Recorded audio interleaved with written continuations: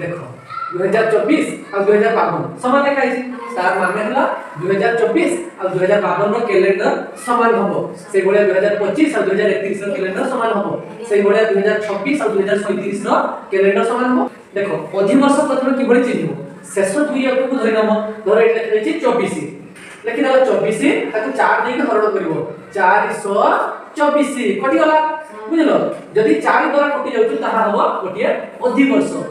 2024 अधिवर्ष रो calendar प्रति 28 वर्ष पर रिपीट हुए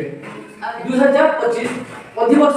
एक वर्ष पर आसु अधिवर्ष प्लस 1 जे वर्ष आसे तार कैलेंडर 6 वर्ष पर रिपीट हुए से गोलिया अधिवर्ष प्लस 2 जे वर्ष आसे तार कैलेंडर 11 वर्ष पर रिपीट हुए ठीक से गोलिया अधिवर्ष प्लस 3